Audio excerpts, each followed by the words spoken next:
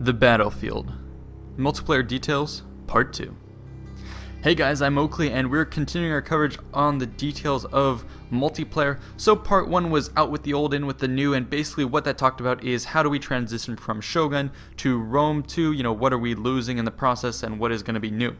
In any case, this part is going to deal with the battlefield, so we're going to have to start off our conversation talking about the campaign map. So in the campaign map, what we've heard is that, if you engage forces at a narrow choke point in the mountains, well then you're going to be fighting in something similar on the battlefield map that's going to be sort of a choke point. So that goes in addition to in other scenarios. So for example, if you fight by a river, you will be on one side of the river. It's going to be the same positioning based off where you are in the campaign map compared to where you are in the battle.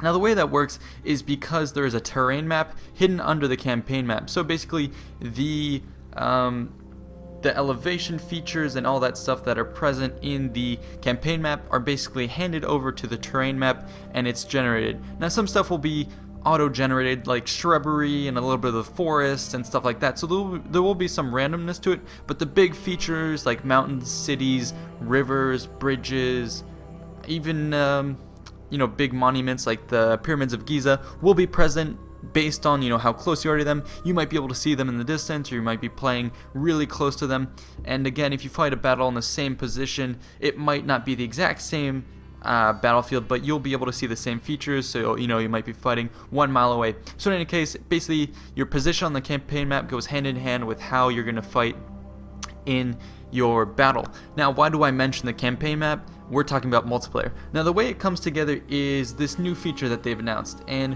what this is in multiplayer, the host has the option to choose the battle site.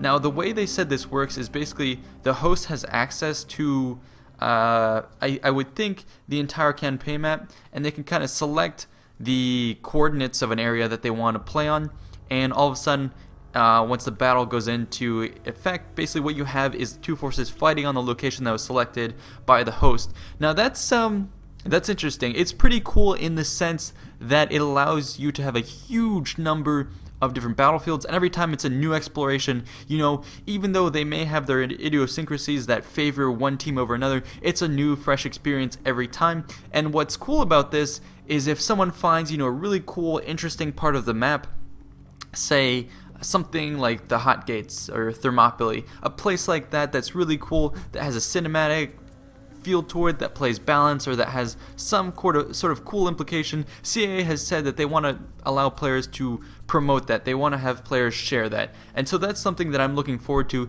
Is kind of see basically the online community flood into this campaign map and start exploring the little parts here and there, and it'll allow players to have their basically setups in terms of if they want to redo historical battles. So that's something that I've looked into in terms of covering history. I'd love to bring you like I guess I would I'm not sure how I would do it, but basically what I would try and do is relive some battles, so maybe Kanai or Pydna. So what I would do is find the approximate location of the battlefield, play it, and then I would do a commentary, kind of try and recreate the tactics. So it allows me to do stuff like that. It'll allow you to role play and stuff like that, as well as having a fresher experience for multiplayer.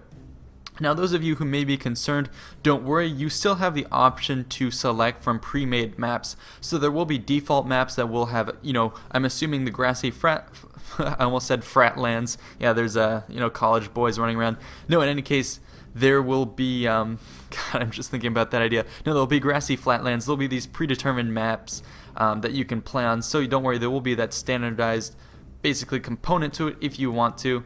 And of course, in every battle, both sides have to accept to the battlefield. Anyways, so that's going to be the component to it. I think that's going to be a cool touch to add to the longevity of the game. It'll allow some new role-playing elements to it, which I think is going to be really awesome, something that we haven't been able to see with multiplayer. Multiplayer has always kind of felt like it was disjoint. It wasn't really attached to anything. It was just a random battle, one after the other, with no importance.